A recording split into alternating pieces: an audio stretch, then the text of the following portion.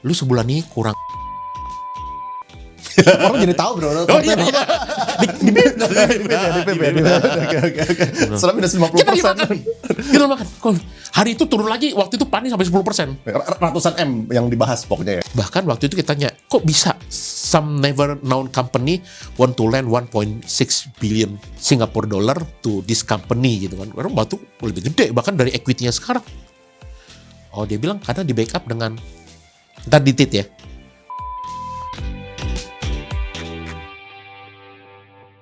Hari ini gue kedatangan Bro Yanto, tapi dipanggilnya itu Chang Cimen. Yeah. Ini ternyata apa ya? Gue sering lihat foto dia sebenarnya 2 kali lah, dan pakai bajunya itu panik garis keras. Panik garis keras. Gue baru lihat ternyata pakai baju di sini. Dan dia di sebelahnya Andri Hakim waktu kemarin RUPS. Betul. Pani itu. Jadi Pani, orang yang duduk di depan pasti portonya gede. Porto paninya ya. Sesuai dengan bobot juga. Iya, soalnya kalau misalnya dikasih sofa bisa duduk bareng sama direksi, ya kita tahu lah berarti artinya apa gitu ya. Tapi di sini gara-gara dia ini panik garis keras, ya otomatis gue di sini harus menetralkan ya supaya kita ini bukan podcast pom-pom, kita juga nggak berkepentingan. Iya. Lu beli atau enggak? I don't care. We don't care gitu. Iya, kita udah punya dari bawah malah. Hati-hati kita mau exit. Hati-hati, lu gak usah beli. Iya. Siap-siap exit nih. Ya jadinya gue bakal memposisikan diri, kalau misalnya dia panik garis keras, kalau misalnya gue posisinya sebagai kabur dari panik garis keras. Supaya kita berseberangan gitu ya. Iya. Nah, tapi oke, kita mulai dulu deh. Lu kira-kira target panik pribadi lu berapa? Iya. Target sebenarnya target pani itu aku waktu itu di September 2023 kalau nggak salah. Waktu itu kita ada punya anniversary, kita ngumpul, aku udah stat itu 25.000. 25.000? Iya. Karena waktu itu kenapa? Karena itu kapan tuh, sorry? Waktu kemarin acaranya sitting itu? Kalau nggak salah 2023. Oh, 2023? Ya, waktu itu kita lagi facing RI2, di mana waktu itu dikeluarin RI2-nya itu, jadi total lembarnya itu 15,5 miliar nantinya. Tebusnya di 5.000, 15,5 lembar. Kalau kita bilang, wah ini kayaknya 15,5 lembar. Nah, waktu itu kan MSCI kalau targetnya itu kan, kalau bisa kita hitung adalah 1,5 billion US, dikali 15.000, terus kita bakali dengan free floatnya 10%, itu harusnya around 300T lah. 300T kalau kita bagi dengan jumlah lembarnya 15,5, ya mungkin sekitar 24-26 ribu, ya no bango lah, paling gampang biar hitungannya. Cuman dalam perjalanan ternyata di 2024 ada private placement 1, private placement 2 gitu kan, yang jumlah lembarnya banyak, free floatnya bertambah, still around that. Nah, cuman ada satu lagi yang menarik, MSCI merubah peraturan bahwa sekarang harus free floatnya itu kalau di bawah 10%, di bawah 15%, itu dikalinya itu bukan 1,5 lagi, tapi dikali 1,8. Nah, apakah target kita berubah? Ya mungkin bisa berubah ke 30.000. Dengan revisinya MSCI, berarti dia harus lebih dari 30.000 untuk masuk gitu maksudnya kira-kira? Iya, karena kan sekarang posisinya itu kalau di 30T, itu kita kali 10% di 300T, 300T-nya itu kita kali 1,8, berarti kan itu sekitar 450T. Nah, sekarang kan jumlah lembarnya kan di sekitar 16,8 miliar. Ya, hopefully mungkin ya kalau benar dan mudah-mudahan terjadi right issue di ketiga di tahun ini atau tahun berikutnya, misalkan nambah 1 miliar atau 2 miliar lembar saham, kalau tambah 1 miliar aja kan berarti kan sekitar 17,8. Ya, jadi bisa dibilang sekitar 450T dibagi itu ya sekitar 30 ribuan lah, hopefully lah. Iya. Nah tapi dari lu apakah ada ini ya, kan kemarin kita juga tahu lah salah satu konglo juga yang di industri yang berbeda, beliau udah dijegal beberapa kali. Oh itu gitu Dedi kan? saya. Kenapa? Dedi saya. Oke, iya. Jadi papa kita semua iya, ya. Kita semua. Dedi semua orang. Jadi papa itu Papa Agwan. Iya. Papi Salim, Dedi Prayogo. Oh gitu, iya. Nah, karena ngasih duit. Iya, jadi kita harus hormat kepada beliau-beliau. Betul. Wah, apalagi kemarin. Jadi itu jumlah SID yang nomor 1 lah dalam sejarah segala macam. Jadi bagi-bagi duitnya luar biasa. Yang Saweria-nya biasanya kalau misal orang ke 1 orang, kalau misalnya ini 1 orang ke 400.000 orang. Luar biasa tuh IPO kemarin. Cuman kalau misalnya dengan lu lihat apa yang terjadi dengan brand, sekarang udah balik lagi ke 6.000. Iya. Apakah lu masih percaya bahwa story-nya Pani ini bakal one day tetap mau didorong ke MSCI? Kalau brand ini kan memang dari IPO yang saya lihat ya, mungkin saya bisa salah. Itu dia ada kesalahan ketika set free float di awalnya. Bahwa ada di luar itu ada majority yang bisa diafiliasikan sebagai internalnya dia. Jadi free floatnya sebenarnya nggak 10% brand. Karena dari nomini itu terlalu besar waktu IPO-nya. Jadi 3%-nya itu kelihatan bahwa di masyarakat. Nah, itu yang dilaporin ke MSCI. Oke. Nah, kalau dari si Pani sendiri kan memang dari awal tuh free float-nya udah bagus, sudah 10% lebih. Bahkan nomini asingnya itu kalau kita lihat free float-nya juga mencukupi. Kan ada peraturan tuh di beberapa MSCI itu bahwa untuk asing bisa masuk itu ada float tertentu yang harus dituin, dan itu semua kita sudah checklist, sudah siap, tinggal masalahnya momentum, mungkin bisa dengan berikutnya lagi corporate action, dan memang kalau didukung dengan bersama-sama gitu, karena kan sekarang posisi kan kalau saya bilang kan fund itu cukup kering gitu ya posisinya, karena asuransi nggak bisa masuk banyak gitu kan, terus US juga suku bunga masih tinggi, ngapain mereka masuk ke Indonesia kalau mereka masih dapat 5% gitu kan, jadi ya yang bermainnya cuma di kita doang gitu kan. Nah, kalau memang market mendukung untuk MSCI, sehingga kalau MSCI kan akan dapat dana fund dari luar kan, which is lumayan gede gitu kan, ya bisa jadi. Iya. Oke, lu boleh jelasin gak sih perjalanan lu di Pani ya? Tadi kan komisionernya ngomong 30.000 ya. Ini gue bakal ke arah sana ya, tapi posisi gue nih buat podcast ini ya, gue bakal di sisi seberangnya. Jadi gue bakal, kenapa Pani bakal ke 8.000 gitu ya? So menetralkan bro, Ya, sekarang aja udah 13.000.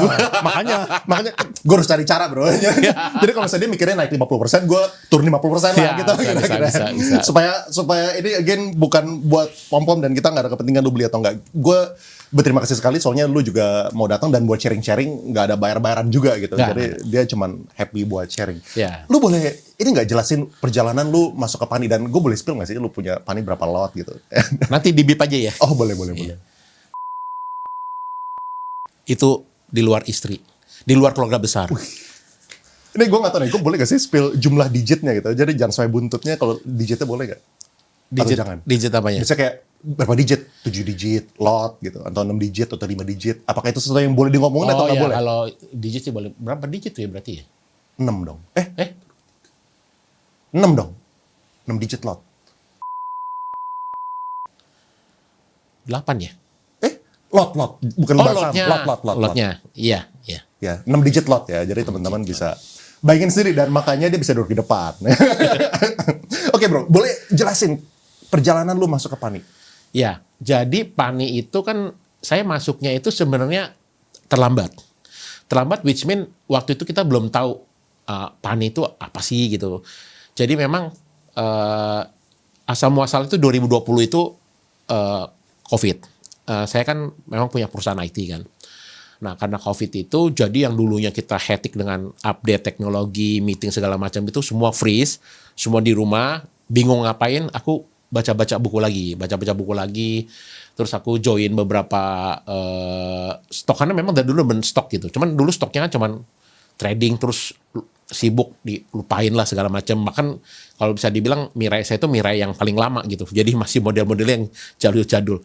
Nah, saya coba ngapain ya 2020 kosong begini waktunya. Nah, akhirnya 2020 itu saya coba untuk belajar lagi, buka buku lagi, terus join beberapa komunitas. Ada Ting, ada Glimpse, dari Kodiki juga, ada terus ada dari Pak Lukas punya Hungry Stock. Nah, saya join. Terus kayak merasa kok enak ya dunia saham itu, kayak baca laporan keuangan, terus ada proyeksi apa segala macam. Karena di 2020 itu saya mulai investasi saham-saham terutama yang dibenci orang, coal waktu itu. Jadi sebenarnya asal muasal bukan di Pani, malah dari coal.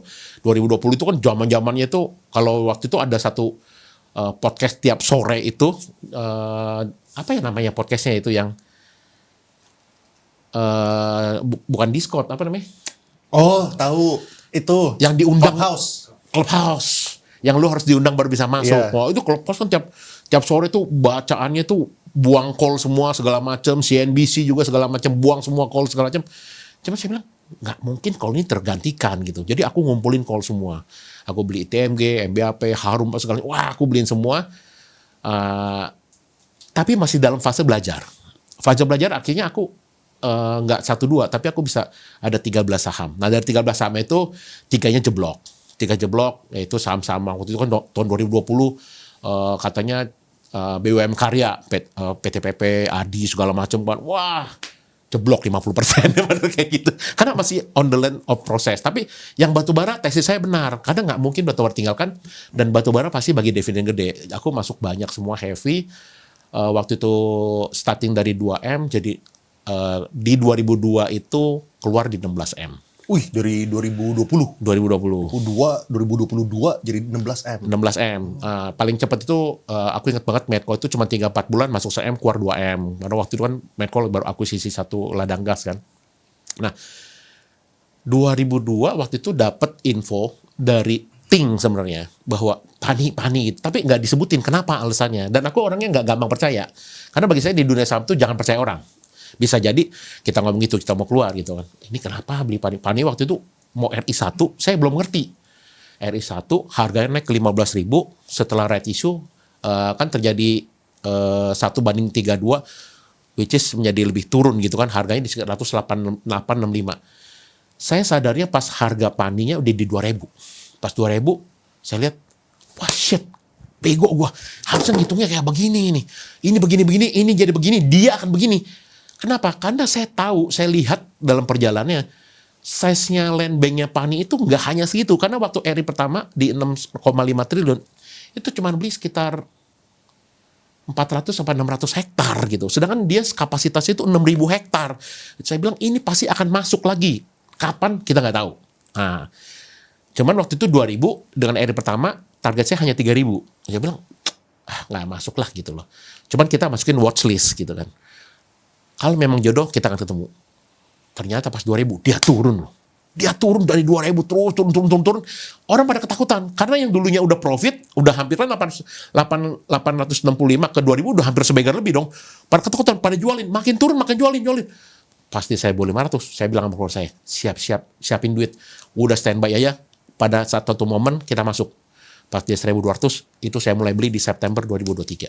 September 2023. Saya beli mulai pertama. Dulu Bang, kita ngantri karena kita ngemis kan. Dulu kan lotnya nggak kayak sekarang bisa transaksi kayak kemarin aja hampir 0,5 triliun. Dulu kita beli antri di satu bid offer kan, kita antri aja bid, masukin 300 slot, 400 slot, kita jajal.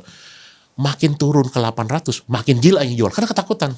Nah, di situ ada keluarga saya, nih contohnya si Freddy gitu kan. Waktu itu dia punya punya saham namanya Temen. Hopeng.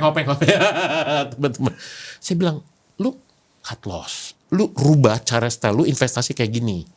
Karena investasi yang kayak gini, yang fundamental, yang bisa kita hitung asetnya, yang kita bisa lihat progres pengembangannya, yang punya land banknya gede, ini jarang banget ada. Bayangin waktu itu. Perumahan pengembang yang udah besar-besar, Ciputra udah listing. Summarecon udah listing. BSD udah listing. Yang belum tinggal Agung Sedayu. Dia pasti kan nggak mau kalah gitu kan. Ini kan logik secara pembuka saya ngomong ke adik saya. Dia pasti nggak mau kalah. Dia pasti mau jadi the biggest gitu kan. Dan saya bilang, ayo coba ikut survei. Ikut. Wah ya gede bagus ya. Land banknya apa macam bagus. Boulevardnya gede dan segala macam. Bahkan waktu itu kita survei nggak hanya dari jalanan sini. Dari jalan dadap. Cara dia ngisi tanah. Tanah merahnya tuh udah kayak semut-semut bererotan tuh. Nganterin tuh nggak pernah berhenti-berhenti. Ini bagus. Dia ikut saya di 1.200. 1.200. Pas 1.100, dia ketemu sama teman-temannya di pasar Pik. Sama makan. Lu beli apa? Beli Pani. Saham apa nu? PR-nya negatif. Wah, ini problem banget ini. Kalau ketemu orang, dia langsung lihat RTI, PR-nya negatif. PBV-nya begini, wah nggak masuk di akal itu. Udah lu jangan ikut temen, jangan ikut kok lu, gila kok lu. Dia pulang ragu. Kok beneran nggak kok nih kok Pani? Bener. Tambah kalau ada duit, dia tambah. Minggu depannya 1.000. Ceceng deg-degan juga dong. Berarti lu udah minus 20% kan. Ketemu lagi sama temen. Nah, ini kadang-kadang kalau dalam satu lingkungan ya, lu punya negatif, lu akan punya kekhawatiran gitu. Udah lepas Pani lu? Belum. Lu gila lu. Kok lu gila? Lu jadi belarat kayak kok lu. Udah sekarang udah 1.000, lu cepetan jual. Dia omong gitu, oh nggak apa-apa. Tapi kan dia omong itu kan pasti lu masuk ke dalam pemikiran lu kan. Dia pulang. Kok Paninya 1.000. Aman kan? Aman. Tambah lagi gue bilang. Sampai 800. Sampai 800 dia ketemu temennya lagi makan sarapan bareng pagi. Udah jual. Gila lu. Lu udah minus hampir 50%. Lu gak jual juga pani lu. Lu bakal melarat. Pulang. Dia duduk di samping gue. Kok? Ini pani bener gak? Gitu. Gue bilang. Lu masih ada apa? Emas kawin. Pokoknya emas kawin lu jual kecuali cincin kawin. Tuh gue sampai sekeluarga gue gitu. Emak gue soalnya udah kita fokus. Ini kapan lagi saatnya gue bilang. Ini titik balik gue bilang. Kalau gak kaya bareng, gila bareng. Gue bilang. Kalau anak nanti teman-teman mama gak ketemu di PIK 2 gitu kan. Wah, yang di 1.000-2.000 meter gitu kan. Paling ketemunya di Jembatan Tomang. Di mana ayahku, di mana istri gue kayak gila zaman itu. Waduh bener. Nah, di 800 kita all in semuanya gila. Waktu itu kok di 800 yang jualnya orang udah pada ketakutan. Ada antrian 10.000, gua sikat sama gua. 10.000 lot satu order loh. Kan kita bisa lihat frekuensinya kan. Satu, gua sikat sama gua. Nah, habis 800 udah tenang, mulai bertahap naik. 900, 1.000, 1.200. Nah, terus 1.200 kita udah mulai nyicil beli lagi tuh. Tapi kita stop waktu di 1.500 kita udah stop. Karena waktu itu kan TP gue kan di 3.000. Itu di 2022. Di 2023 dia RI2. Ya kan? RI2 kita lihat. Kalau ownernya bagus, ownernya baik, pasti right issue berikutnya harus lebih gede daripada right issue pertama. Bener loh lebih gede. Dari 6,5 triliun, RI2-nya di 8,5 triliun. Wah, gua demen yang ini.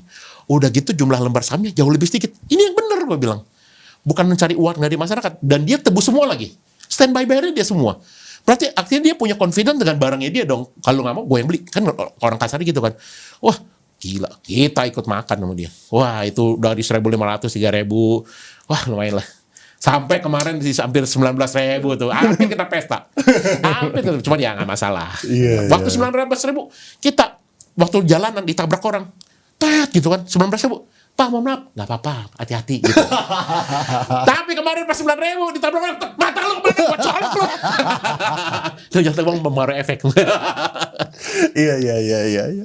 Tapi oke, gue menarik deh. Lu kan bener-bener nyemplungin semua kan, bahkan lu bukan nyemplungin diri lu sendiri, tapi keluarga lu juga dicemplungin gitu kan. Betul. Gue pernah melewati case yang mirip. Itu tapi bukan di saham, namanya di hype. Ini kripto lah, kripto. Iya. Gue punya beban mental terbesar. Itu gue minta ibu mertua gue. Ibu mertua gue masuk beli, habis itu dari dia kan dari $20 naik ke 30, habis itu nyungsep ke 9 gitu. Nah, dalam waktu sebulan, gue beban mental itu. Iya. Walaupun gue masih percaya segala macam, tapi kalau misalnya udah ngomongin ibu mertua udah beda cerita gitu. Iya. Lu kenapa bisa punya conviction segitu besar ya? Kayak lu punya history, pekerjaan lu itu apa emangnya? Aku memang cuman orang IT. Lu orang IT? Nggak ada background financial. Lu udah kerja di, ya sekarang udah 6 digit lot, udah pasti keluar dari pekerjaan lah. Tapi dulu lu yang kerjanya di mana? Aku punya perusahaan sendiri. Sebelumnya? Kerja di IT juga. IT bahkan basisku dari engineer, networking dan security. Terus di 2003 punya kesempatan sama pemegang saham utama, yuk bikin perusahaan baru lagi khusus untuk services gitu. Nah, aku join di sana, shareku 30%. Terus kita berkembang sampai sekarang. Jadi memang basicku, aku ditanya financial nggak terlalu yang ngerti profit and loss gitu aja. Tapi kalau disuruh mecahin gitu ya, laporan keuangan detail, kalau di Think kan atau di BQ kan tuh ada Excel 10 tahun ke belakang. Otakku nggak nyangkut. Panas ini meledak nih. Jadi aku pakai business thinking logic aja gitu loh. Thinking logic aja. Maksudnya, masa sih company segede ini mau dihargain sekian? Nah, waktu pertama kali Pani itu kan market cap-nya cuma 10T, 12T. Tapi papa saya mau bangun tol Kata Raja itu kan, yang 35T. Kalau gue jadi pemilik gitu ya, kan saya suka pakai di Instagram, suka simple-simple. Kalau gue mau jualan barang gue, ya pasti cost-nya gue masukin ke dalam modal gue dong. Nggak mungkin gue cuma jual ini doang gitu kan. Cuman itu sebagai cost tambahan gitu kan. Jadi pakai yang cara logik simple aja. Harusnya lebih dari itu. Menarik. Jadi lu pertama kali saham itu di 2020 tadi? 2020. Yang seriusnya ya. Yang lainnya cuman tektok-tekokan tapi nggak terlalu serius. Karena kan waktu punya perusahaan sendiri kan kita punya tanggung jawab ya kepada pemilik sama karyawan kan. Jadi ya nggak terlalu serius. Nah pas 2020 serius dan ternyata duitnya lebih cepat naik. Sekarang gimana? Dari bisnisnya udah cabut atau belum nih? Masih. Oh masih. Masih jalan. Cuman kan karena sekarang saya udah ada passion yang baru di dunia keuangan pasar modal gini, saya minta bantuan adik saya si Freddy ini buat bantu cover saya. Jadi beberapa customer nanti akan dia pegang model kayak gitu. Oke, menarik. Nah, waktu kemarin dari 19.000 jadi 9.000 bahkan gitu. Iya. Sempat takut? Enggak. Enggak takut? Bahkan aku lagi makan malam itu sama timnya Cici Coai. Siapa namanya? Mas Engin ya? Andi Masarin gitu ya. Kok lu sebulan ini kurang. Orang jadi tahu bro. Oh iya. Di PB. Oke. Setelah minus 50%. Kita makan. Kok hari itu turun lagi, waktu itu panik sampai 10%. Ratusan M yang dibahas pokoknya ya. Ya, banyak lah gitu. Iya. Terus? Ya udah, nggak masalah. Lu nggak meteran? Enggak, dia bilang. Saya bilang, enggak meteran. Gila lu. Kalau gue sih udah deg-degan banget loh. Dia bilang, ya bagi saya punya keyakinan gitu loh. Keyakinan saya kan mungkin bisa bias ya. Karena saya ada dalam, tetapi saya bilang, kepentingan ini belum selesai. Karena masih banyak tanah-tanah yang belum dimasukin. It's a matter of time aja gitu. Satu. Kedua, gaya hidup saya nggak terlalu bagaimana gitu. Saya orangnya simpel-simpel aja. Saya nggak terlalu itu. Saya nggak suka Lamborghini karena nempel sini sendiri. Jadi akhirnya kita kijang aja lah. Mau nggak muat ini, nggak muat gitu kan. Jadi kurang misalnya. SUV misalnya. Iya. Jadi akhirnya ya udahlah ada kijang-kijang lagi. Jadi saya nggak suka jam tangan atau whatever gitu. Saya sukanya jalan-jalan gitu. Jadi ya udah kalau memang belum panen. Even waktu batu bara dari 2000 ke 2000 dari 2020 ke 2022 biasa-biasa aja. Jadi bagi saya itu, karena bagi saya passion saya itu bukan di uang. Uangnya saya suka. Tapi passion saya itu benar kalau tesis gue bener gitu. Ketika tesis bener itu kayak ada suatu kepuasan kayak gila bener banget tesis gue. Karena tesisnya ini benar-benar suatu, kalau orang fundamental tuh bilang bagaimana ya, suatu kenikmatan bahwa perhitungan gue tuh benar gitu loh. Mungkin kadang-kadang bias gitu ya, tapi ada suatu kesukaan di sana untuk tesis itu loh. Lu nggak kepikiran buat ini? Misalnya ya, kalau misalnya udah sampai di atas 100 M ya, kan orangnya normal nih, gue ngomongin orang normal ya, bukan normal sama dia. Agak gila emang. Kata mas saya waktu kecil kepentok palanya 3 kali. Mungkin 10 kali. Nah, orang yang normal biasanya kalau misalnya udah nyentuh 100 M, apalagi bukan dari background yang pernah merasakan duit seperti itu. Maksudnya bisnis itu bukan yang kayak triliunan gitu. Ini kan pasti life changing money kan. Dan biasanya orang kan udah ngerasa, oke, gue sekarang it's time buat gue ngejaga cuan gue nih. Jangan sampai gue nyungsep lagi gitu kan. Kan orang bisa aja, ya udah deh, gue pindahin ke obligasi, ke bank lah waktu itu Bank Mandiri 10% dividen yieldnya gitu. Oh iya, bisa aja misalnya, bahkan dividen yield 10%, ya kemarin apalagi crash, dengan ada potential upside 20%, oke lah, tapi kan susah banget buat kita imagine bahwa Bank Mandiri BCA itu bakal mati bisa gitu. sedalam seperti itu ya. Nah, tapi kenapa nggak ada pemikiran buat jualin yang ini, pindahin ke yang diversifikasi aja gitu? Karena saya tipenya orangnya loyal dan tipenya memang kekeh ya, maksudnya kalau gue udah set 25 ya minimum 25. Gitu. Apa tercapai nggak tercapai kita nggak tahu gitu kan. Tapi saya lihat adalah ada kepentingan yang lebih besar daripada kepentingan saya. Ada kepentingan bahwa ketika Agung Sedayu ini masuk, dan Agung Sedayu ini adalah di PIK 2 ini adalah ada papa dan papi gitu kan. Dan land banknya baru masuk, sekarang baru 1.850 hektar. Masih ada 6.000 yang ready dan bahkan masih ongoing. Kalau kita baca di itu ada yang sampai Anyer dan segala macam, itu kan memang long time gitu kan. Jadi it's matter of time aja saya bilang. Oke. Nah, tentu sekarang kebetulan kita podcastnya hari ini ya baru rally 25% ya. Jadi mungkin senyumnya ekstra lebar. Justru saya minta tolong papa saya. Oh gitu ya. Mau podcast sama kokol ya. Bisa tolong naikin dulu biar gak malu-maluin. Iya. Nah, dan satu hal yang menarik ya, yang gue lihat yang cut loss ini brokernya kita bisa lihat lah. Yang cut loss itu XL, yang, nah jadi sebut YP gitu kan ya. Gue sih awalnya PD gitu kan. Nah, betul. Nah, pertanyaannya adalah retail berkurang 5.000 orang lebih tuh. Ya. Broker-brokernya kelihatan broker-broker retail. Tapi kalau kita lihat nanti kita kasih unjuk ada siap, satu siap. itu ya. Siap. Yang beli itu siapa? Yang beli ternyata fund-fund besar, asuransi, reksadana, itu mereka yang beli. Dan mereka kalau beli beda sama retail. Retail beli udah naik 10-15%, deg-degan. TP dulu dah, nanti masuk lagi. Konsepnya kan beda. Kalau fund beli, mereka sekali beli gede. Beli gede mereka buat long term gitu. Setahun, 2 tahun, mereka lihat tentu. Jadi memang kenaikan ini nggak heran. Karena yang bulan kemarin orang retail keluar, yang beli fund-fund besar. Itu sekitar 300.000 lot kalau nggak salah. Itu keluar, diambil sama mereka. Yang putus asa ya. Orang-orang putus asa. Ya, putus asa. Mohon maaf. Saya sih nggak suruh cut loss sebenarnya.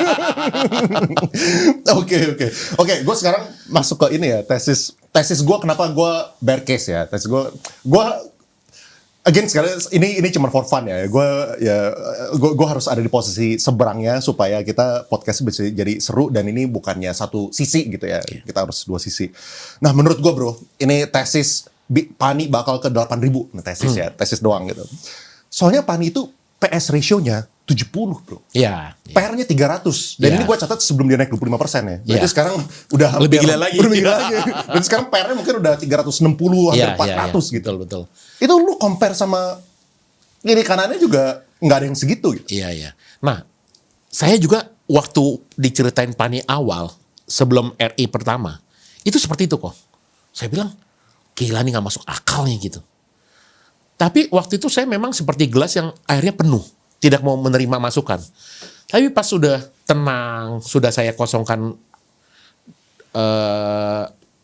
ibarat kata, mau menerima masukan dari orang gitu kan. Saya bilang, oh iya, kalau corporate action, kita nggak bisa pakai hitung-hitungan model financial biasa. Nggak bisa pakai PER, nggak bisa pakai PBV, nggak bisa price to sales, nggak bisa. Karena kenapa? Karena equity yang masuk, toto dadak meledak. Ya kan? Kita tahu, PANI itu dulu kan perusahaan kaleng. Omsetnya aja nggak sampai, revenue-nya nggak sampai 50 miliar setahun. Tahu-tahu, jualan revenue yang 50 miliar, tahu-tahu masuk equity-nya itu 6,5 triliun. Ya udah pasti ngeblong, ya kan? Jomblangnya terlalu jauh. Nah ini yang kadang-kadang orang terlalu fundamental, tidak melihat history seperti itu. Jadi kalau main di corporate action, kita tidak bisa serta-merta pakai as is, PER, dan PBV. Apalagi price to sales juga nggak bisa. Nah, satu itu. Kedua, adalah PSAK yang berubah di perumahan itu kan PSAK 72 kan. Di tahun 2020 PSAK 72 adalah untuk perumahan serah terima itu kalau rumah udah jadi. Sebelumnya enggak. Dulu marketing sales itu bisa dilakukan sebagai revenue. Sekarang udah nggak bisa. Nah, itu yang membuat sedikit perbedaan. Kembali dari luar. Jadi kalau di dalam corporate action, yang kita lihat adalah progress. Nah, kalau kita lihat progress 2020 sampai 2025, itu 2022 itu PBV-nya lebih gila lagi, 1.000 lebih. PRS juga sampai 1.000 lebih. Nah, cuman kalau sekarang PBV-nya udah belasan, PR-nya udah ratusan. Itu semua sudah turun gitu loh. Karena kenapa? Karena earning-nya mulai masuk. Revenue mulai masuk, earning mulai masuk. Nah ini yang kadang-kadang orang suka terlalu fundamental, nggak mau ngelihat bahwa semua itu butuh proses. Bayangin dari yang dulunya revenue-nya cuma 50 M-an, toto ada equity 6,5, udah gitu tahun depannya ditambah lagi equity-nya 8,5 triliun, PP1, PP2 gitu kan. Sekarang total yang masuk aja udah 28,5 triliun. Ya. Dengan earnings yang dulu kecil banget nggak bisa. Nah sekarang kan earning udah mulai naik. Saya bilang apakah PANI per PBV bisa turun? Saya bilang berat. Karena kenapa? Karena kan tanahnya mereka masih banyak. Tinggal kapan mereka mau masuk, right issue lagi, pasti lebih gede lagi gitu kan. Jadi per PBV mereka nggak mungkin selamanya rendah. Nah ini beberapa hal yang menarik nih makanya nih. Tapi at any time kalau misalnya dari pihak lu mau share screen, feel free ya. Nanti, nanti kita share screen ya. Siap. Nah ada beberapa hal yang menarik. Contoh ya kayak PSAK misalnya. Jadi kalau misalnya teman-teman nggak tahu, intinya ada yang namanya itu marketing sales. Jadi kita jualan per tahun tuh berapa. Banyak Iya. kalau misalnya lu lihat marketing salesnya berapa sama omset yang ada di buku itu berbeda. Betul. Ya, soalnya Revenue yang real di pencatatan sama yang marketing salesnya. betul. Ya. Soalnya mereka harus nunggu sampai serah terima baru Serah mereka terima. bisa bukuin gitu ya kira-kira. Betul. Nah itu ngerti. Dan itu kan kalau misalnya kita ngomongin berbeda industri misalnya ya. Misal oke, kalau misalnya kayak gitu properti, kalau misalnya pairnya 10 dibandingin sama perusahaan lainnya, misalnya perusahaan coal, pairnya di 10 beda. Soalnya yang properti ini belum dibukuin nih dia punya penjualan gitu kan. Ini kalau misalnya kita ngomongin cross industry. Iya. Tapi kalau misalnya gue ngomongin bahkan the same industry. Jadi ini udah Antara nggak ada BSDE sama betul. Pani lah. BSDE, Pakuwon. Kalau misalnya gue ngomongin contoh kayak trailing 12 months-nya Pani itu 2,8 T. Iya. Ya, dan sekarang mereka punya market cap itu 200 T lebih lah gitu.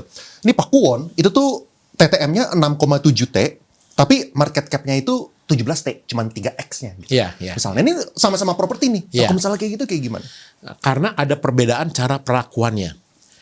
BSDE IPO. Nambah land bank-nya, dana terbentuk di IPO, ada profit, dia beli tanah land bank-nya lagi. Sama juga dengan Pakuwon dan segala macam. Pani ini bukan dari IPO. Ini dari corporate action pakai backdoor listing, menambahkan ekuitas tanahnya masuk ke belakangan.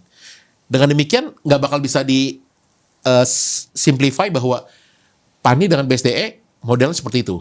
Karena cara-cara perlakuannya berbeda. Nah, kecuali kalau memang Pani itu adalah sama-sama IPO. Dia IPO, dia masukin, gue ada land bank sekian loh, gitu kan. Yuk kita mulai dari nah itu baru bisa. Itu satu. Jadi memang nggak bakal bisa matching antara properti biasa dengan Pani. Karena Pani ini adalah tanahnya selalu melalui backdoor. Soalnya land bank-nya mereka masih banyak. Land banknya masih banyak banget. Tapi imagine kalau dia IPO dengan land bank sebesar itu, nilai IPO-nya berapa? Mungkin bisa the biggest ya, di luar BUMN pemerintah gitu kan. Jadi harus step by step. Step by step, revenue naik, sudah PBV mulai turun, dia tambah lagi. Step by step, naik, dia turun. Ya. Gitu. Oke, nah ini gue punya Sama masalah. satu lagi kok. Silakan. Perbedaannya adalah, kalau BSDE dan yang lainnya, itu kalau dari marketing sales, itu dia bisa solving 1 sampai 2 tahun maksimal serah terima. Di Pani nggak bisa. Karena di Pani itu ada namanya, dia tanahnya kita ini kan ada di rawa ya. Dan dulu tambak. Ini dulu tempat mancing saya sebenarnya. Tempat mancing bandeng sebenarnya.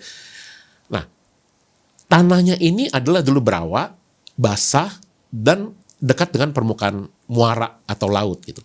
Jadi perlakuannya little bit spesial. Jadi kalau kita lihat di Pani, ada tanah merah, itu ada kayak lembar-lembar kertas yang menjumpai dari permukaan tanah, itu dijemur sampai 1 tahun. Jadi serah terima Pani ini tidak secepat mereka, karena mereka butuh proses untuk pengeringan tanahnya. Jadi tanah ditimbun, digiling, dikeringkan. Nah, proses tanahnya aja itu rata-rata hampir 2 tahunan. Bangunnya sama. Jadi kalau BSD serah terimanya dalam 1 tahun, 2 tahun, Pani bisa 3 sampai 4 tahun. Nah, Oke. ini yang membuat nggak balance gitu. Iya.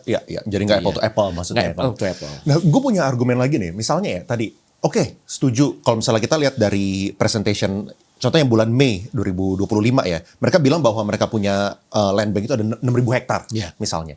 Bahkan kita juga tahu gitu, beyond that itu bisa sampai rumornya dulu Iya, pernah ada yang bilang sampai 20.000, 30.000 dulu ya orang bilang rumornya. Ya, ini saham berarti buat cucu ketemu cucu. Nah, itu justru jadi masalahnya gue. Masalah kayak gini.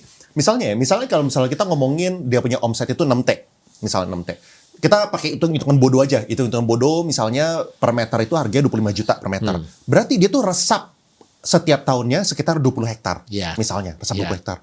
Ini berarti buat tanah yang udah ada di Pani. Ini gue ngomongin yang 6.000 hektar. Gue ngomongin Iya. yang 2.000 hektar nih. Yang existing sekarang. Dia butuh 100 tahun buat habisin.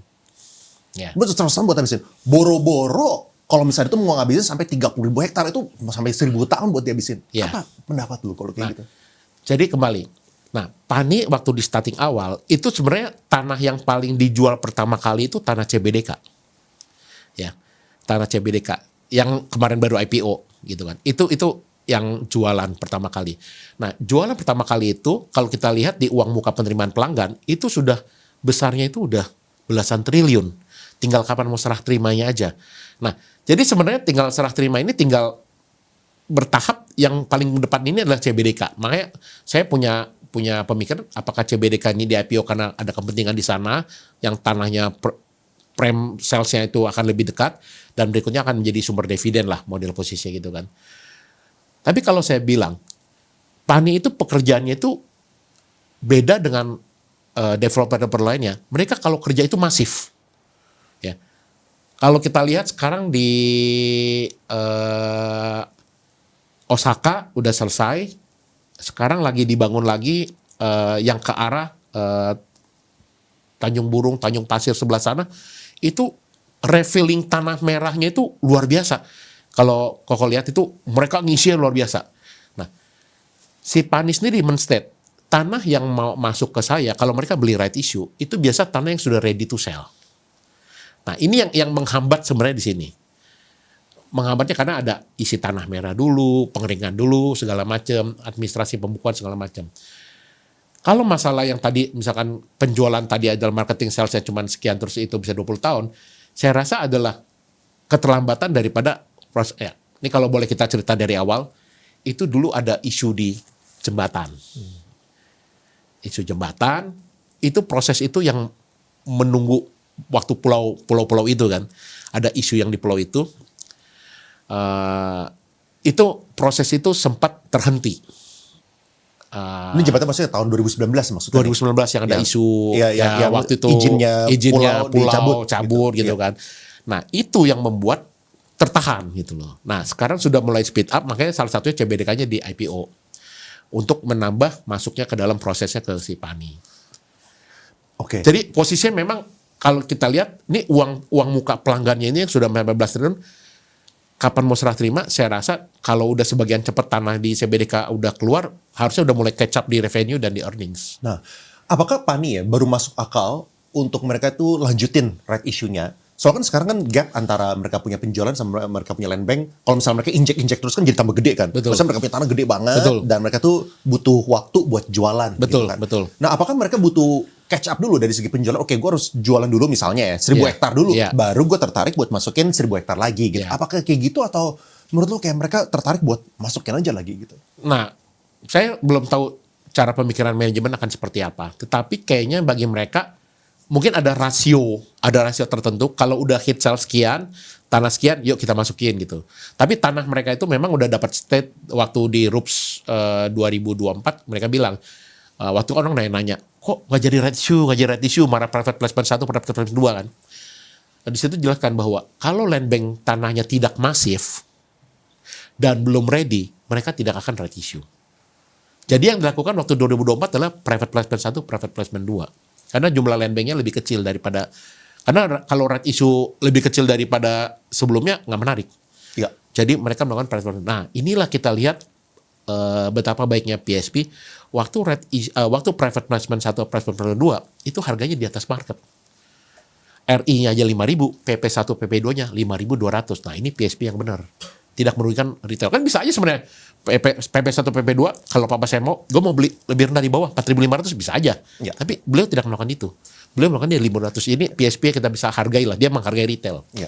Sorry, mungkin soalnya banyak teman-teman mungkin juga ada yang punya PANI dari dulu mereka bisa ngikutin Ya, kan? Dan ada yang belum punya PANI nih. Nah, ya. Boleh sedikit jelasin nggak? Dulu waktu harga 5.000, kenapa itu 5.200 itu artinya pro retail? Kalau bisa dibuat yang enggak itu kenapa? Ya, jadi waktu right issue pertama itu adalah satu lembar saham lama mendapatkan 32 saham baru di harga 500. Jadi orang berteori, wah ini harusnya 32 kali 500, 15.000, which is at that time sampai ke 15.000 lebih bahkan.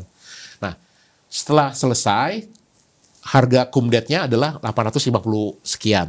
Nah, RI kedua terbalik, 7 saham lama hanya dapetin 1 saham baru. Jadi waktu itu 15 miliar sekian hanya keluar 1 miliar baru. Jadi nggak terlalu banyak. Jadi which is nice. Kita nggak dirugikan sebagai pemegang saham lamanya.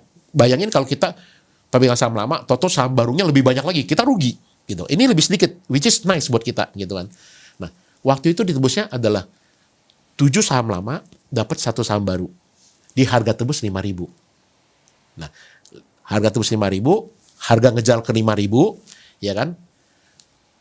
Selesai, habis selesai, berikutnya kan berarti orang bisa ambil patokan. Karena waktu di RI2 itu tertulis di dalam prospektus ya, bahwa harga tebusnya ini, kalau lu orang nggak tebus, gue yang beli. Gitu kan. Di berapa? Per lembarnya 5.000. Berarti kita bisa ambil asumsi bahwa PSP itu beli 5.000, karena banyak juga yang nggak tebus. Ya kan?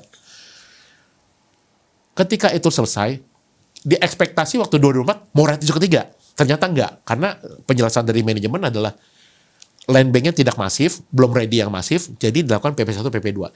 PP1 adalah private placement 1, private placement 2, di mana dilakukan kembali oleh PSP. Ya kan, PSP adalah pemegang saham pemilik itu. PSP apa singkatannya? Pengendali. Dia mengambil, oke, kalau gitu saya terbitin tanah, saya substitute dengan lembar saham, di mana lembar sahamnya itu saya berani beli 5.200.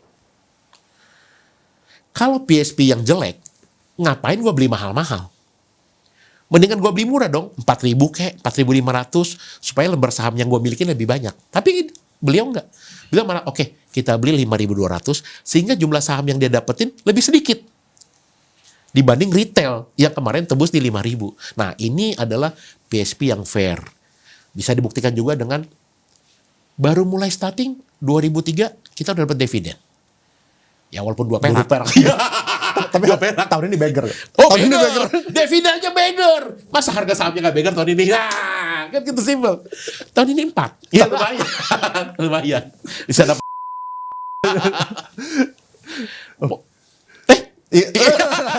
Bip lagi.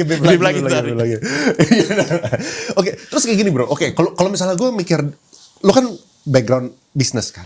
Nah, gue sekarang mikir sebagai orang bisnis nih ya. Ini tesis kenapa bisa turunnya gitu ya.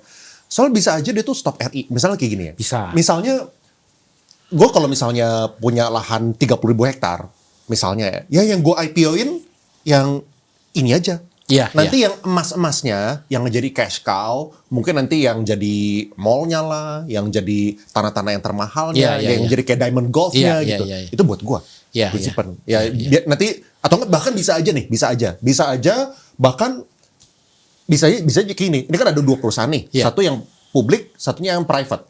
Gue pakai pegawai-pegawai yang perusahaan publik buat bantuin jualan yang private. Sehingga nih, wah gue punya cost di sini nggak ada sama sekali. Ya jadi costnya semua dibandingkan publik aja deh. Cost admin dan ininya dipakai Sony, ini buat jualan yang ini. Buat nanti gue taruh brosur lah, gue taruh Google Ads lah, gue taruh banner. Gue costnya dibebanin kayak yang IPO aja. Yang di sini jadinya gue dapat 100% margin.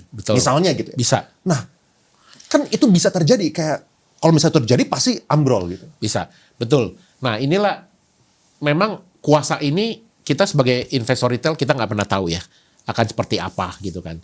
Cuman yang punya saya keyakinan adalah satu, Tani atau PIK 2 ini dimiliki oleh 2 konglomerat lah. Yang satunya papa saya Pak Agwan, yang satunya papi saya Pak Salim gitu kan. Which is hubungan mereka sudah lama gitu loh. Dan kita tahu sendiri latar belakang mereka sampai sekarang di dunia saham. Ya, kalau kita lihat dari Pak Papi, itu tidak ada yang, menurut saya ya, mungkin saya bisa bias, tidak ada yang merugikan masyarakat gitu. Apa sih paling gampang? Saya punya contoh kasus yang saya berikan waktu sama keluarga saya. Jadi saya tinggal di Kosambi Baru. Di belakang itu dulu ada namanya Puri Daksana, perumahan mati. Kena krismon, kagak bisa dibangun. Dulu Kosambi itu harga rumahnya, mama saya rumah 300 meter persegi, hook. Itu cuma dihargain 300 juta. Jadi cerita kasus yang saya bisa implementasikan di PIK. Dan saya ceritakan semua ke keluarga saya. Tahu-tahu waktu itu Puri Daksana itu dibeli sama Agung Sedayu, dijadikan Green Lake. Waktu dia bikin pertama kali, dia rubah semua infrastrukturnya, dia bikin danau segala macam. Waktu dia pertama kali jual, harga rumah yang modelnya, itu kan 300 meter di Kosambi, 300 juta. Itu harga rumah yang di depan Green Lake, yang bagian Australia ya, kalau nggak salah saya itu. Itu cuman luas tanahnya 70 meter, dia berani jual harga 900 juta. Saya bilang sama dulu. Saya bilang keluarga saya, gila nih, siapa yang mau beli? Ya kan? Dulu kan iklannya kan Feni Rose. Senin naik. Wah, gitu ya. Senin naik. Ini gila nih, siapa yang mau beli?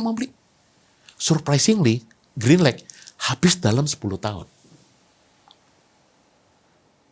Baru saya sadarin, ternyata kekuatan dari Agung Sedayu ini seperti ini.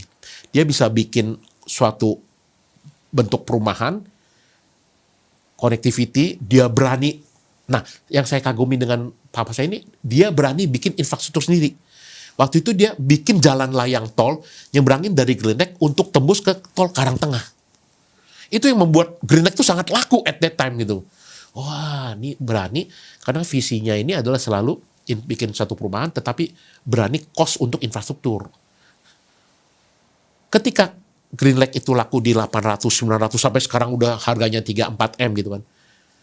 Kosambi jadi ikut naik. Dulu harga 300, sekarang rumah mama saya udah dihargain di atas 3 M lagi, karena berdekatan gitu.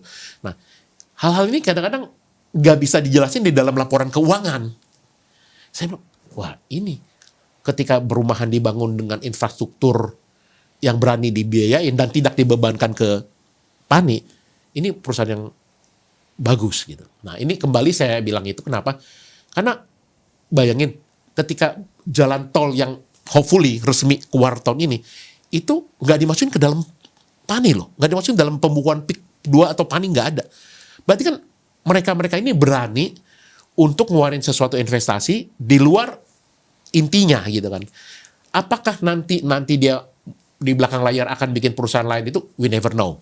Tapi dari pengalaman saya, ketika dia udah ngeluarin 35 triliun buat bangun jalan tol segala macam, kenapa dia harus pecah-pecah gitu. Mungkin dalam perhitungannya petani ini akan much more, dan saya rasa ini akan menjadi kalau buat papa saya itu menjadi golden boy-nya dia, legacy yang luar biasa. Karena saya bilang, kalau kita bandingin se-Jakarta area gitu kan, nggak ada yang bisa nandingin. Dulu dia sempat di Kelapa Gading, gitu kan. Sekarang Kelapa Gading udah fully crowded, fluid banjir, BSDE udah kemana aja, BSD aja banjir. Kemarin baru hujan segitu aja udah itu. Yang nggak banjir cuma di PIK 2 doang gitu kan. Maksudnya ini legacy beliau yang saya rasa pengen dijaga gitu. Apakah nantinya dia akan ada perusahaan lain? We never know. Tapi saya rasa papa dan papi bukan orang yang seperti itu gitu kan. Kalau udah satu ya satu aja. Hopefully ya, tolong ya pajaknya. Terus setengah masih kaya kok. Oke, gini bro. Terus gue punya satu lagi yang bikin gue khawatir ya. Yaitu adalah masalah ekonomi. Iya. Soalnya kalau misalnya kita liatin marketing sales, kita berharap marketing sales ini kan naik. Contoh kalau misalnya kita ngomongin perusahaan-perusahaan startup dulu ya, misalnya kayak Amazon lah, Tesla lah segala macam. Kenapa mereka diberikan valuasi yang fantastis sampai PR-nya itu 300, 200 ribu segala macam? Soalnya mereka memiliki growth rate yang kencang kan. Yeah. Mereka tumbuhnya kencang gitu. Betul. Nah, sedangkan salah satu yang bikin khawatir itu gini, tahun lalu itu sekitar 6T, kalau nggak salah tahun ini tuh diturunin. Iya. Nah, berarti kan bisa dibilang PR-nya bakal tambah gitu sebenarnya, apalagi kalau misalnya udah turun plus dia right issue pula gitu, tambahin aset pula gitu, market cap naik gitu. Betul. Nah, itu kita tanyakan juga di dalam emiten meetings ya, karena Pani sering adakan emiten meetings, dia dengan Birae, dengan waktu itu beberapa Stockbit juga ditanya waktu itu, kok kenapa sih marketing tahun ini lebih pesimis dibilang gitu kan, apa pesimis ekonomi atau apa? Kalau yang lainnya kan tetap growth ya, tetap growth dari marketing sales ya. Dari manajemen menjawab bahwa mereka menjaga supaya ibarat kata, satu kita tahu di akhir tahun kemarin dan awal tahun ini itu banyak sekali cobaan-cobaan gitu kan. Dulu tanah yang rawa-rawa, yang tidak dihargain orang, yang dulu cuman tempat mancing, yang nggak ada artinya, ketika lagi dibangun ini mulailah orang-orang pada bisa dibilang merongrong gitu kan. Nah, dari manajemennya menjaga supaya jangan terlalu itu, mereka coba berreal kayaknya Q1-nya itu punya efek. Q1 2025 punya efek untuk marketing salesnya mereka. Jadi mereka menganggap Q1 itu akan turun banget, tetapi mereka akan coba catch up di Q2, Q3, Q4. Nah, jadi saya rasa target mereka itu, mereka mencoba pesimis di Q1-nya aja sih. Ya, soal penjualan Q1 itu kalau nggak salah cuma 9%. Iya, Dari itu total dari targetnya. total yang biasanya kan kalau kita lihat itu kan growth-nya kan revenue itu 30% tiap tahun, di mana Q1 biasa di-hit di 20-25%. Mereka melakukan itu karena mereka coba realistik bahwa efek kemarin itu ada efek di penjualan. Apakah akan ada potensial resiko itu lagi atau kelihatannya itu udah problem solve? Nah, kalau saya lihat sih problemnya sudah selesai ya, karena sekarang sudah jelas. Nah, nanti juga kita lihat bahwa Boleh yang dong kalau misalnya ya itu kalau kita lihat dari Google Earth, itu kita bisa lihat bahwa tanah-tanah yang problematik itu sebenarnya tanah daratan dulunya. Tanah daratan, dan bahkan ada perumahan di samping mereka yang di ujung sana di dekat radar Auri itu sudah kerendam laut juga, dan di pelangnya tanah ini milik Jaya Land gitu. Itu di dalam laut gitu loh. Nah, kalau kita lihat track back historinya dari 2000 sampai 2002, itu tanah itu sudah ada, tetapi di 2020 sampai ke 2024-5 ini itu sudah masuk dalam air. Gitu. Jadi ini problematik. Tahu-tahu kemana ada isu pagar laut, pas dilihat sertifikat tanahnya, kalau dalam air laut ini nggak bisa. Lah, kan waktu ngajuin izin kan nggak hanya seminggu kelar gitu kan, bertahun-tahun. Sekarang dulu ada tanah, sekarang lu nggak jadi gitu kan. Tahu-tahu kalau lu bilang masuk air tidak sah, bagaimana pemerintahan itu jadi? Nah, akhirnya kan udah direvisi juga sama beliau waktu itu, yang nggak jadi cuma beberapa lainnya doang, yang lainnya nggak ada masalah ya. Should be okay lah. Ya menariknya gitu ya, menariknya walaupun soalnya yang dipermasalahkan itu gue juga sempat pelajarin itu tuh bukan Jangankan dalam kita paninya. jangan kita juga kok. Yang jadi di Bogor udah bangun perumahan segede gitu, toto dibilang ini tanah hutan. Lah lu bagaimana baru ngomong-ngomong sekarang? Kan ada tuh yang di Bogor yang lapangan golfnya juga dibilang gitu, ini tanah hutan. Lah bagaimana sih? Gitu kan. Kadang-kadang peraturan ini kan suka aneh gitu loh. Kepastian hukum. Kepastian hukum, orang investasi, makanya saya nggak heran ketika ada beberapa investor ngomong investasi di Vietnam lebih mudah daripada Indonesia. Jangankan orang luar, orang kita sendiri mau investasinya diginiin gitu loh. Dulu nggak ada tuh yang masa-masa heboh waktu masih tanah rawa-rawa itu nggak ada. Pas dibangun, dibagusin segala macam, baru mau ikut bagian, baru mau ini mau itu. Ya gitulah. Iya. Nah, apakah ya misalnya nih ya, kita berasumsi tesisnya Bro Chang Cimen ini benar sampai ke 25.000 gitu misalnya, atau enggak bahkan 30.000 gitu Amin, dengan revisi amin. ini ya. Apakah nanti objektifnya dari pemegang saham yang utama itu bakal jualan di sana, sehingga kan kemarin ada tuh beberapa saham yang udah masuk MSCI habis itu malah jualannya ke foreigner gitu kan, ke asing gitu kan. Apakah end goal-nya itu supaya mereka bisa jualan di sana, atau ada end goal yang berbeda? End goal-nya sih saya rasa, saya nggak tahu ya end goal-nya dari Papa dan Papi mau seperti apa. Tapi kalau kita bisa lihat dari balance sheet Pani. Pani itu termasuk perusahaan yang nggak ada hutangnya. Cash-nya banyak. Dan bahkan mungkin kalau buat orang-orang PIK ya, beli tanah di PIK nggak perlu pakai cicilan bank malah. Oh iya. Cicil ke developer gitu, cicil ke papa saya gitu. Jadi saking cash rich-nya itu seperti itu, bayangin. Imagine, lu nggak perlu bank kasih BCA kasih berapa, gua kasih sama ini. Cash rich-nya di sana. Jadi bukan masalah uang, masalah apa?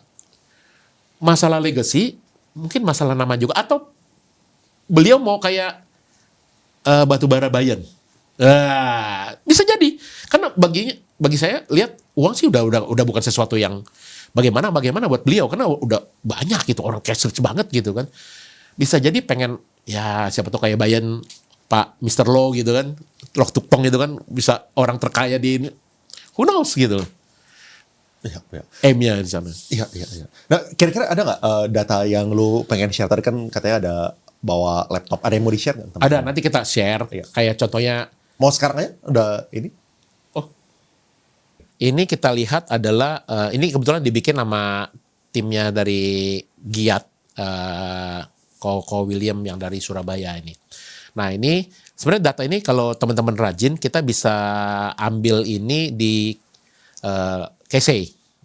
Data itu kita bisa olah tiap bulan, kita bisa lihat bahwa ternyata bulan ini, bulan existing ya. Jadi kalau kayak sekarang ini Juni, berarti itu biasa dikeluar di Juli tanggal 3, 4, 5 lah. Nah, di sini kita lihat nih, ternyata kalau kita lihat kan di Stockbit itu terjadi keluar investor retail sekitar 5.000 lebih gitu kan. Kita cross check kalau investor retail yang jual, yang beli siapa. Nah, ini kita lihat ternyata asuransi yang beli sebanyak 22 juta lembar. Ya. Corporate 190 juta lembar. Nah, ini individual jualan 31 juta lembar. Jadi yang makan ini fund. Yang makan ini fund. Gitu. Nah, kalau makan fund, biasanya sahamnya itu akan efek di bulan berikutnya.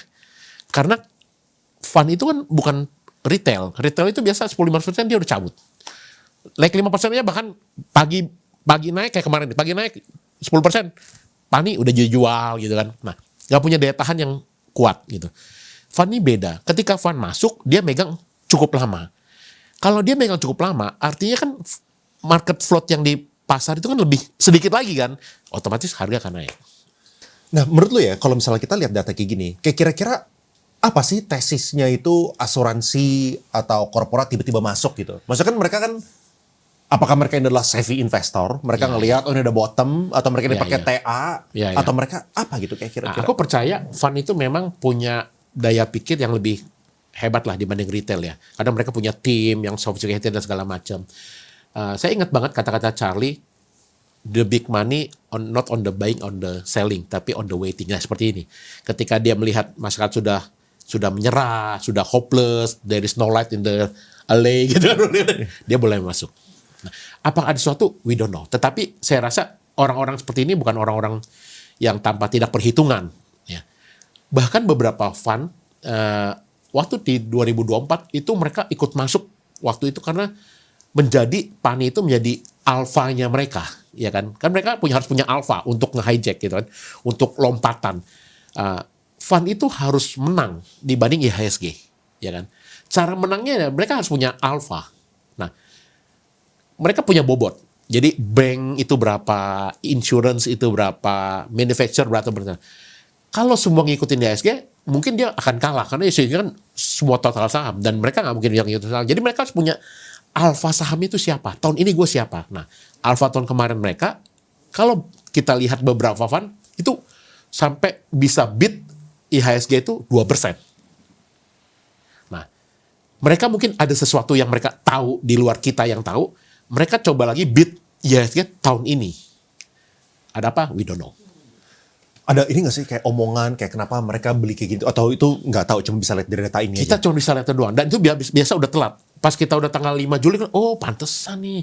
Asuransi yang beliin. Reksadana yang beliin. Sponsor yang beliin. Ini kita lihat reksadana aja udah dari bulan April ngumpulin terus tuh. Mereka DCA. Ya bagi mereka di sini. Karena bagi mereka kalau ini kita bisa bilang average mereka mungkin sekitar di 11.000, 12.000 gitu kan. Apakah fund itu biasanya ada permainan short term misalnya ya, kalau misalnya mereka average 11.000 sekarang kan udah plus 20% nih. Ya mereka kalau misalnya exit juga udah sangat baik untuk mereka punya portfolio gitu kan. Kalau ada opportunity yang lebih baik mungkin mereka keluar. Tapi kalau saat sekarang siapa yang much better? Mau masuk CDIA? Nggak mungkin. Bayangin CDIA kemarin kok IPO pas pertama ARA memang ARA gitu. Saya lihat terakhir antrian sampai 125 juta lot yang dikasih barang cuma 1 miliar orang gitu, maksudnya come on gitu loh, maksudnya nggak bisa banyak gitu loh. Gue antrian ke 4.200. Anda ke 4.200, antrian ke berapa? 10 juta lot ya, udah forget it lah. Ya, nggak mungkin dapat. Nggak mungkin lah. Mendingan kemarin lu beli Pani waktu di 11.000, lu mau beli masuk 5M, 10M, sekarang udah bisa 5M plus 20%-nya udah 6M.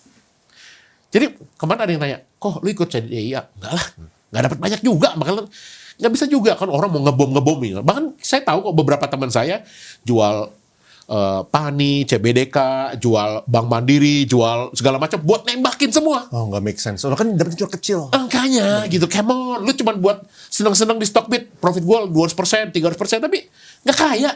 Kan kita maunya kaya bos, bukan mau sombong. Menurut gue yang nembak tuh cuma masuk akal buat pindahin dari obligasi deposito ke situ gitu. Iya, kalau itu boleh. Nanti lu balik lagi ke deposito. Lu bayangin saham-saham yang lu pegang sekarang udah naik 20% dan lu harus masuk lagi sekarang Udah naik. Udah naik. Thank you ya beli di atas. Jadi exit liquidity. Nah itu tadi. Nah terus yang berikutnya di Stockbit ini saya benar-benar teman-teman kalau itu coba lihat Stockbit. Ini benar-benar walaupun saya kenal Bu Vivi, Bu Vivi halo gitu ya. Mereka luar biasa. Mereka kasih namanya Funda Chat Pani gitu kan. Atau semua stok lah yang ada di Indonesia ini kan. Kita bisa lihat progresnya. Yang kita lihat cuman ujungnya sini kok. Ini contohnya kita lihat di 3 bulan terakhir. Wah, kalau kita lihat ini adalah Pani current price book value di 10,83. Orang kalau lihat gila PBV-nya 10, ya kan? Tetapi yang orang tidak melihat adalah ini kok. Kita ambil 5 tahun, ini adalah peak-peaknya ketika waktu 6,5 triliun masuk. Yang ini peak-peaknya ketika yang RI keduanya. Nah, kalau dari sini lihat, PBV-nya turun dari 600 ke 10. Proses ini yang orang nggak mau tahu. Mereka lihatnya sekarang 10. Mereka nanti cuma tahu 10. Tapi dia nggak tahu bahwa dulu 600 sekarang 10. Which is kalau kita lihat, growth-nya luar biasa. Gitu. Sama juga dengan kalau kita lihatnya price book value.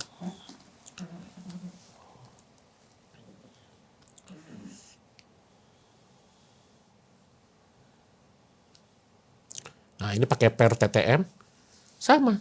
Kalau kita lihat cuma 3 bulan, Naik. wah, per 400. Tapi kalau kita lihat 5 tahun dari zaman-zamannya RI pertama, bayangin kok pernya 1.400. Dulu 1.400 waktu RI 1, sekarang udah 400. Mereka maju sebenarnya, mereka grow gitu loh. Tapi orang nggak mau tahu proses. Problemnya di sana. Mereka maunya beli sekarang. Beli sekarang gue maunya pernya kalau bisa di bawah 7, PBV di bawah 1. Ya susah gitu kan. Iya.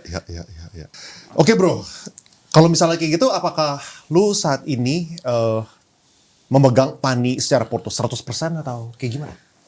Nah, waktu sampai 2023, Pani 100%. 2023, Ya, oke. jadi duitnya itu sebenarnya saya siapin buat RI3, ternyata kan RI3 nggak jadi gitu kan.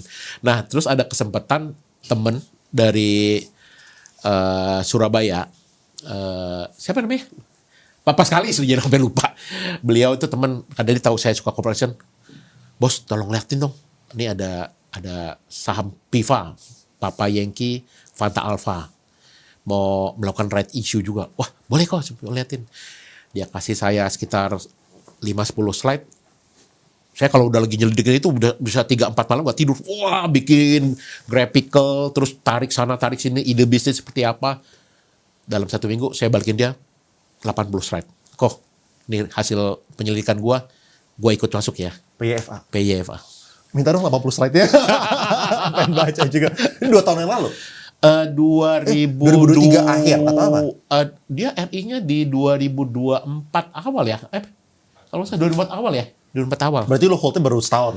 Baru setahun lah udah sebagian lebih lah. Saya average di bawah ya teman-teman, average di bawah di 127. Ya, jadi jangan ikut-ikut ya. Sekarang ya gue nggak tahu harganya berapa, tapi dia udah beli dari bawah nih. Dari jadi bawah. nggak penting juga lu ikut atau enggak. Buat pelajaran. Gue pengen buat pelajaran aja. Iya. Nah, waktu itu dapat informasi dari beliau, saya kembangin ternyata PIVA ini cukup menarik karena ini adalah modelnya sama kayak Pani. Dia akan ada pembelian. Kalau Pani adalah tanahnya dia masukin ke dalam peak 2-nya, ke Paninya. Kalau ini adalah akuisisi terus. Nah, industri apa dia? Farmasi. Berarti dia akan akuisisi perusahaan obat-obatan terus gitu maksudnya? Betul. Jadi kalau boleh, nggak saran jual beli ya. Jadi kalau kita lihat ceritanya, ada suatu grup yang tidak boleh disebutkan namanya. Kadang-kadang mereka nggak mengakui bahwa dia di grup konglomerat di situ lah. Oh, ada konglomerat di belakangnya maksudnya? Oh iya, saya hanya mau masuk di corporate action kalau ada konglomerat di belakangnya kok. Karena konglomerat ini mempunyai tim pemikiran, tim idea, tim operasional, tim eksekusi itu komplit. Beda kalau yang kita cuma ngadain yuk corporate action yuk, nggak jelas gitu kan. Kalau konglomerat itu mereka punya step-stepnya akan seperti ini, milestone-nya akan seperti ini. Kita akan mengarah ke sana. Kalau ini gagal akan lakukan gini, kalau ini gagal akan ini. Mereka udah punya tim yang super komplit lah. Terus konglomerat ini emang tidak apa namanya, nggak kelihatan maksudnya, secara on paper nggak Kelihatan, tapi anehnya yang FIFA ini nggak mau seolah-olah dikait-kaitkan dengan kesana. Oh, Tapi menarik, tapi kita harus ketahuan bahwa ada simbolik-simboliknya lah. kenapa? Menurut tuh tesisnya kenapa nggak mau dikaitin? Yang saya dengar, beliau ini adalah generasi ketiga yang memang mau bilang, ini punya gua loh, bukan punya keluarga gua loh. Gitu. Jadi dia pengen menjentawahkan diri, gue juga bisa. Iya. Terus apakah direction juga sama? Pengen one day masukin ke MSCI juga gitu? Itu sih belum tahu. Iya. Cuman yang saya lihat adalah begini progresnya. Waktu tahun 2020, kebetulan waktu itu yang punya FIFA adalah beliau itu Pak Kosasi meninggal. Nah, ketika beliau itu wafat di 2020 karena COVID juga, anaknya nggak mau terusin. Akhirnya diambil alih lah oleh si beliau ini. Backdoor. TO, tapi banyak orang yang nggak tahu. Di TO di berapa? Di harga 700-an. Waktu itu. Nah, di harga TO 700-an, waktu itu dia punya M. Karena satu-satunya konglomerat yang ini belum punya farmasi. Udah punya rumah sakitnya, belum punya farmasinya. Gitu.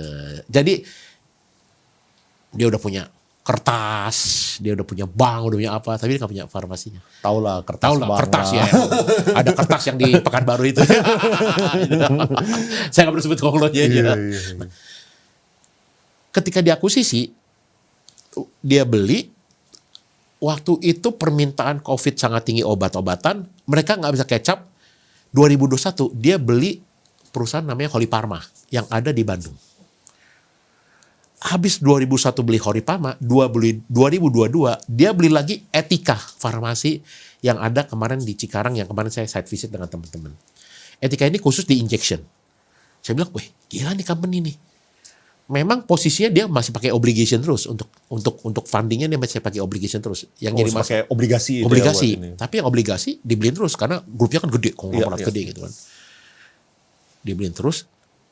Di 2023 itu mereka ada wacana mau take over perusahaan terbuka di Australia yang namanya Probiotek.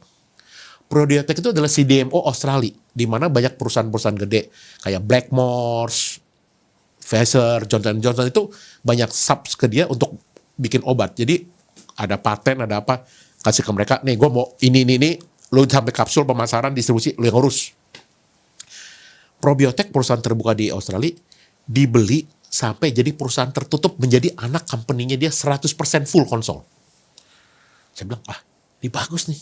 Pasti ada sesuatu ide. Karena kenapa? Ternyata di sini sendiri si PIVA atau Pyridam ini juga melakukan CDMO dan toll manufacturing. Wah, ini pasti ada sesuatu dong yang dia aiming gitu kan. Nah, waktu itu right issue-nya di 2023 sah di 2024 adalah 2,6 triliun untuk beli akuisisi perusahaan terbuka itu. 1,6 triliunnya itu dia pinjam dari Bank Mandiri, 1 triliunnya itu dia right issue. Nah, 1,6 dari Bank Mandiri, pas mau hari haknya ternyata Bank Mandiri nggak bisa karena si ownernya ini maunya PIVA Australia yang pinjam, sedangkan Bank Mandiri bank sini jadi nggak bisa. Akhirnya at that time hampir nggak jadi. Nah, yang jadi masalah, waktu itu kita tanya ke IR-nya nggak ada. PIVA nggak ada IR segala. Ini kan perusahaan yang lagi growing, yang kurang orang segala macam. Saya dapat informasi semuanya terbuka dari probioteknya. Saya tanya, sir, I am the owning stake of the PIVA here, gitu kan. My company on the due process of the transaction with your company. Can you explain about the progress? Wah, saya tiap minggu kirim email. Jadi kadang-kadang ke Australia. Kalau Australia, jadi kadang-kadang kalau kita mau cari tahu, stuck di sini waktu itu kan manajemennya tertutup ya. Manajemen tertutup. Sampai sekarang manajemennya belum terlalu open lah. Baru mulai recently ini baru mulai terbuka. Saya cari informasi malah ke Australia. Can you explain about the status? Tapi saat itu tuh udah diakuisisi saat itu. Due diligence dan sudah dalam proses SPID. Jadi kayak udah disclosure, lu nggak boleh ngapa-ngapain lagi apa segala macam. Kenapa lu punya kepikiran ide buat emailin ke pihaknya Australia, dan apakah orang Australia ngejelasin dan happy buat ngejelasin gitu maksudnya? Inilah orang boleh kalau kita tanya polos-polos. Iya, kalau kita tanya, Pak, Bahkan ya, kalau dilihat di prospektusnya right isunya PIFA, kalau Pani kan beda. Pani standby bayarnya papa saya. PIFA dibilang standby bayarnya nggak ada. Harga sahamnya dari 700, 1.400. Pas dia keluar prospektus dia bilang standby bayar nggak ada, turun lagi ke 700. Wah, kalau ada standby bayar bagaimana nih? Cuman saya tahu, ini kan konglo yang itu gitu kan. Jadi lo harus tahu cara mainnya. Gua tahu. Nah, yang menariknya banyak sekali lah yang informasi yang tidak dijawab, tidak di-sharing. Saya cari taunya ke Australia. Australia menjawab semuanya. Bahkan saya bilang, I know that Bank Mandiri is canceling to owe us money. How you can make sure this project will be due and something no. We already get confirmation letter from Bang apa dia? HBC Singapura. Will lend 1.6 billion Singapore dollars. Berarti ini chatting tuh ke investor relations-nya sono. Iya, Ke IR-nya. ke IR. Lu nanyanya sebagai pemegang saham. Gue sebagai pemegang saham PIFA. Mereka nanya nggak kayak, oh lu pegang saham berapa? Enggak. Oh mereka nggak nanya. Enggak. Gue bilang, gue lagi mau ini, bener gak perusahaan gue melakukan ini? Karena kan kita perusahaan terbuka, dia perusahaan terbuka. Kalau perusahaan terbuka di sana, ditanya, ya harus jawab. Oh. Nah sekarang nggak dijawab karena udah jadi perusahaan tertutup. Jadi kan ada kesempatan waktu itu sekitar 3 bulan untuk saya tanya jawab, bikin relasi lah ke IR-nya di sana. Dia jawab, bahkan waktu itu kita tanya, kok bisa? Why some never known company want to lend 1.6 billion Singapore dollar to this company gitu kan. Karena batu lebih gede bahkan dari equity-nya sekarang. Oh dia bilang karena di backup dengan ntar ditit ya. Konglomerat itu. Kan drivernya Ascent Capital. Wah shit man, it will happen. Gua masuk, gua beli-beliin semua. Tapi at that time, waktu itu rate-nya di 100. Jadi kalau RI-nya itu kan 1:20, ya kan? Jumlah lembarnya kan 550 juta. Kalau 20 kan berarti menjadi 11 miliar something gitu kan. Dia tekan sampai harga sahamnya di bawah rate. Waktu itu harga sahamnya sampai 9293, R-nya 100. Ada yang mau tebus gak? Nggak ada. Logiknya nggak ada. Orang harga saham di bawah rate, ngapain gue tebus? Saya bilang, pasti habis. Pas hari terakhir, ada yang borong. Serut! Jadi, konglomerat ini kita harus tahu cara mainnya mereka seperti apa. Soalnya mungkin dalam fase itu masih Mereka dalam fase akumulasi sebenarnya. koleksi. Iya. Ya kalau misalnya dikasih tahu segala macam udah keburu naik. Kabel naik. Jadi mereka benar-benar ditekan pressure segala macam. Cuman saya sampai saya tembak lagi. Gua beli lagi 700 juta. Udah gila lah. Tapi kalau misalnya lu lihat kayak gini berarti lu nggak ngelihat, bahkan belum dikasih kesempatan buat ngobrol sama IR yang di sini kan? Belum ada. Berarti lu cuma lihat dari apa ya, kayak semacam signal-signal gitu. Bisnis lainnya aja, kau bilang. Ketika ini ada perusahaan CDMO, di sini ada perusahaan CDMO ini pasti ada sesuatu big idea di belakang layar yang akan dijalankan. Dan saya bilang ini nggak mungkin selesai sampai sini. Pasti mereka punya big idea lagi kan, mereka punya tim pemikir kan, mau begini-begini. Karena mereka ada yang kurang. Yang kurang itu apa? Satu, API manufacture. Kedua adalah end date-nya. End date-nya itu seperti apakah dia ada apotik atau rumah sakit. Nah, apotiknya sudah ada, rumah sakit sudah ada. Tinggal bagaimana nanti caranya masuk, we don't know. Nah, cuman pertanyaan gini ya. Oke, kita mungkin gue bisa convinced misalnya kalau misalnya dengan story kayak gitu, assume let's say fundamentally no issue. Ya. Fundamentally no issue, dari segi aset itu besar, dari segi profitability itu bagus, fundamentalnya bagus, manajemennya bagus. Tapi kan ada satu lagi nih yang belum terbukti, yaitu adalah ini sahamnya mau dimainin gak nih? Soalnya banyak sekali perusahaan-perusahaan yang fundamentalnya bagus, misalnya kayak contoh kayak Indofood gitu misalnya, kurang bagus apa gitu misalnya. Tapi kan sahamnya nggak kemana-mana gitu, misalnya gitu. Nah, kenapa lu nggak ada kekhawatiran itu? Karena sekarang saham ini belum di-aware, terutama oleh fund-fund besar, sebagai saham yang bagus. Karena masih earningnya masih negatif. PR negatif? PR-nya masih Oh, negatif. PR masih minus. Kalau PR tadi masih PR 300, kalau 600 Iya. minus. Jadi saya belinya sahamnya gila-gila semua. Gak ada itu yang per di bawah 7, gak ada itu. Jadi nanti dengan adanya probiotik, menurut saya ya, mungkin saya bisa bias, ada probiotik, terjadinya akselerasi. Contohnya adalah orang Australia bisa jual market di Indonesia dan ASEAN, orang Indonesia bisa jual di Australia punya manufacture produce lebih ke sana. Sehingga akan dapetin boost revenue-nya, gitu kan. Nanti kalau sudah mulai turnover EPS-nya menjadi positif, sebagian fund mungkin melihat, kok ada sesuatu yang menarik dan mereka belum punya banyak, gitu kan. Jadi saya lebih suka adalah barang-barang yang fund dulu belum ada, nanti dia harus ada.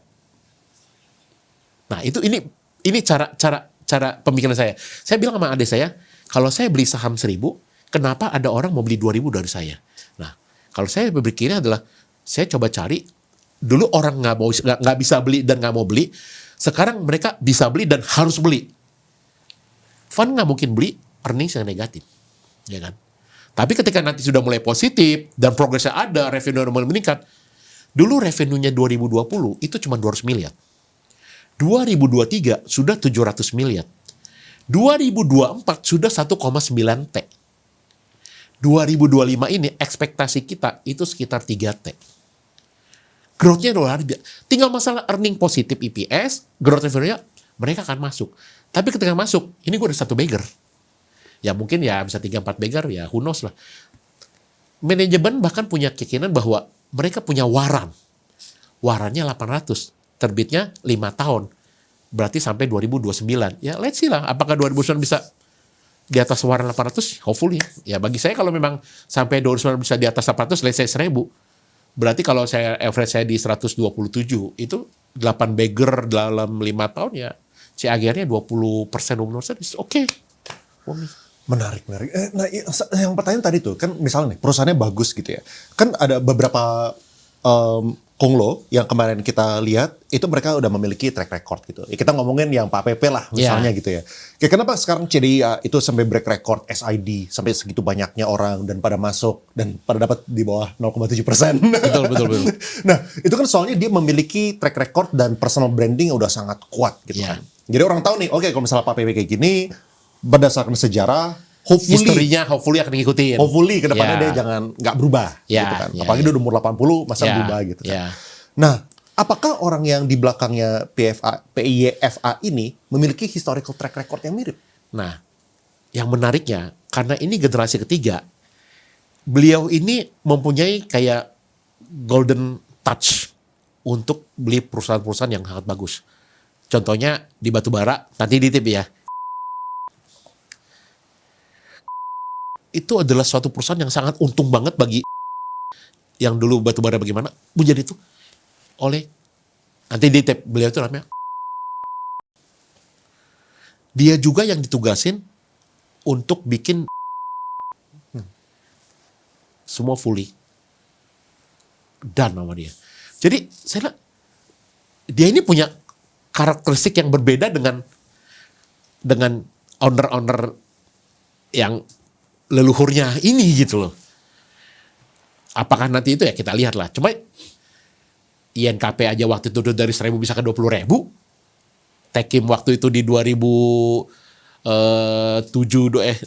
waktu itu kan 1.000 sampai waduh, yang value investor tuh pada teriak value investor is the best ya waktu itu kan. Hopefully ya kita nggak muluk-muluk lah, market cap ya let's say 10 T aja saya udah seneng banget. Sekarang berapa T ya sekarang? Market cap-nya sekarang mungkin 2,8 T. Menarik ya, maksudnya untuk perusahaan yang secara omset udah double. Nah kemarin saya baru pulang dari Etika Farmasi. Etika Farmasi sendiri, ini di-estimate sama direkturnya. Kalau bangun seperti ini Pak, ini harganya 1 triliun. Gitu. Waktu dibeli sama si Piva, itu line-nya produksi cuma 30%, 2022. Sekarang sudah 100% kurang line production. Berarti mereka nggak ada demand problem. Mereka cuma ada. Ya. Cuman waktu itu mungkin karena Etika sendiri, waktu itu kan Etika sendiri dari Soho dibeli sama perusahaan Jerman. Karena dia berdiri sendiri, kurang untuk environment-nya. Nah, ketika dibeli sama si Piradem ini kan environment-nya banyak. Jadi bisa saling support. Kayak research juga dijadikan satu, marketing dijadikan satu. Jadi benar-benar efisien terjadi. Sinerginya Sinergi banyak ya. jalan. Saya bilang kayak gini nih yang gue ekspektasi. Dan sekarang sudah bikin line 3 akan selesai di tahun ini. Lagi izin ke BPOM di tahun depan, mudah-mudahan hopefully dalam 1 tahun bisa boost revenue-nya Etika. Itu Etika yang 100% konsol. Yang saya demen nih semuanya 100% konsol. Nggak ada yang 70, 30, nggak ada. Semuanya 90% semua. Jadi saya, ini saya rasa yang generasi ketiga ini, which is orangnya very good lah. Mungkin dia bukan mainin sahamnya seperti bagaimana, tetapi nanti orang-orang akan aware bahwa ini ada satu perusahaan farmasi yang bagus, yang akan menjadi positif, yang earningnya akan menjadi positif, revenue berikutnya. I'm not expecting dia akan ngebit Kalbe Pharma yang market cap-nya 70T. Ya bagi saya 15T aja udah cenggo. Iya, iya. Berarti apakah saat ini seorang Chang Chimen itu cuma pegang 2 saham? Pegang 2 saham. Kripto? Enggak Zero. ngerti. Saya pengen itu beli itu ada yang bisa saya valuasi secara kasar. Saya bilang saya bukan orang pintar. Saya orang itu orang kelas 5 aja hampir nggak naik kok. Iya, hampir nggak naik. Udah pulang digebukin sama emak. Mana nyontek ketahuan nih. Jadi saya bukan orang pintar, cuman saya suka itu melihat itu sesuatu yang bisnis lainnya kan seperti apa gitu loh. Nah, saya suka Piva ini karena lu begini ini akan jadi gini gitu loh. Mungkin tesis salah. Nah, karena seperti itu saya nggak bisa punya daya otak pikir untuk banyak saham. Saya 1-2 cukup. Tetapi saya intimasinya benar-benar saya dalamin banget. Saya ikutin Instagramnya, perusahaannya, direksinya, lu ngapain, lu ke Sydney ngapain, ketemu siapa, gue ikutin semua. Dan kalau kita berbagi, sometimes it's awkward ya. Dunia akan share juga ke kita loh. Saya kan suka share di Instagram gini-gini. Tahu ada yang kontak, kok dia lagi begini kok. Nggak kenal. Oh, lu kerja di mana? Saya kerja di sini, gini-gini. Jadi apa yang saya kan di Chang Chimen itu kan saya share suka saya ya. Kalau kadang saya lagi suka share makanan, jalan-jalan kemarin ke Shanghai ya saya share aja gitu kan. Jadi kalau saya suka share yang menarik, cuman Pani dan Diva, kadang-kadang malah orang bales informasi itu ke saya. DM saya, kayak kemarin Koko kontak saya gitu. Kok sini gini, hah kok gitu? Iya kok. Nanya deh, CBDK nggak masuk kalau gitu? Masalahnya kan nggak dapet gede kok. Tapi kan bisa beli di juga. market, kan sekarang udah turun nih. Nah itu, daripada bingung-bingung udah saya Pani aja loh udah. Karena bagi saya bisa salah. Kalau ada corporate action berikutnya, pasti dia Pani lebih dulu. Jadi ya, saya lebih konsentrasi ke Pani dulu lah. Terus kalau misalnya kita ngomongin dari portfolio ya, kayak berapa persen kira-kira yang di saham, di instrumen yang aman, misalnya kayak obligasi, deposito segala macam, berapa persen yang saham? Seberapa all in yang lu di 100%. konservatif dikit yang ngomongin ada teman kita nih, yang ngomongnya perang dulu. Perang dulu. Dia ada cash out sebagian. Kalau saya enggak, hajar semuanya. Duit THR, hajar. Duit THR, hajar. Paling sisain, karena saya lagi bangun rumah, jadi saya paling kadang-kadang sisain 20% dalam proses pembangunan. Tapi sebenarnya saya nggak pernah ini.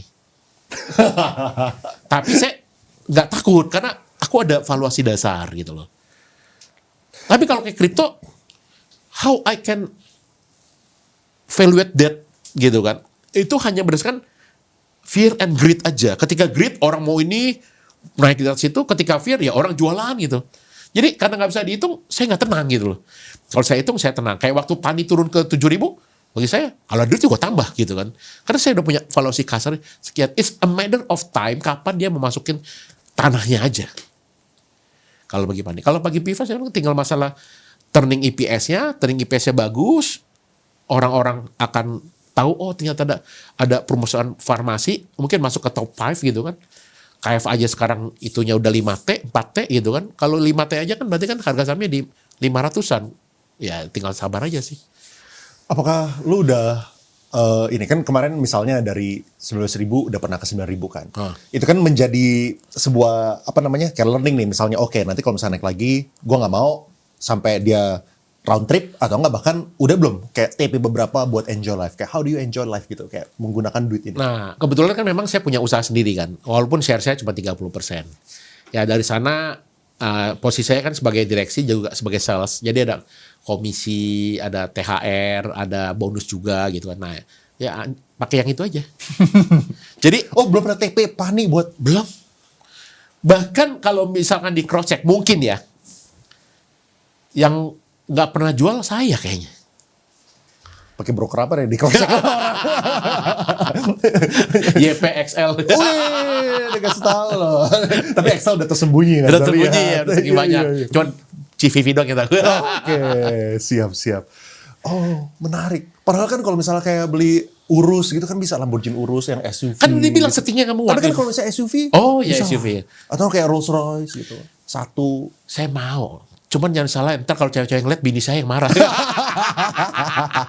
Udah naikin aja lah apa nih hidup tentram lah ya. Makan enak tidur nyenyak. Oh iya siap. Kalau gitu kita kompetisi. Gue punya kalian. Oke. Ada ini nggak final words dari lu atau mungkin advice, dan lu kan juga sering sharing di Instagram. Boleh follow Instagramnya guys. Ya. Kalau bagi saya sih teman-teman ya, investasi itu senyamannya aja gitu kan. Kadang-kadang ada orang yang mau main dividen, it's okay. Cuman kalau buat main dividen, kalau AUM-nya belum besar, jangan main dividen. Ambillah di 3 fokus saham yang growth, turnaround, dan juga cyclical. Itu yang bisa menghasilkan akselerasi AUM-nya itu lebih cepat gitu kan. Kalau udah AUM-nya besar, separuh dividen itu oke. Misalkan let's say teman-teman udah punya 40 miliar, 20-nya dividen kan 20 dengan yield-nya 8% kan sekitar 1,6 M, berarti kan teman-teman bisa nikmatin 100 juta per bulan, itu nyaman gitu kan. Tapi kalau teman-teman cuma masih 1-2 M, saran saya adalah cepetin AUM-nya teman-teman aja melalui 3 perusahaan itu, turnaround, cyclical, dan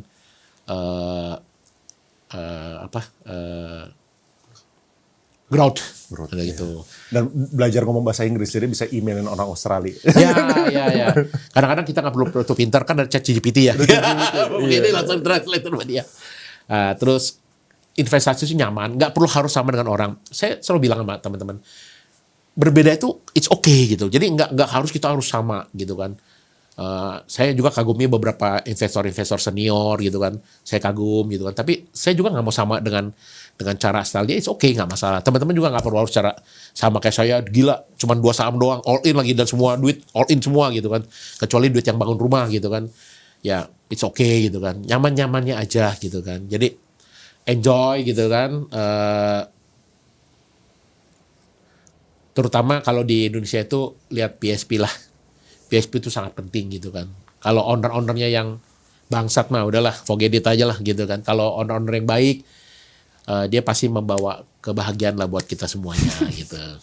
Thank you so much brother. Thank you Koko.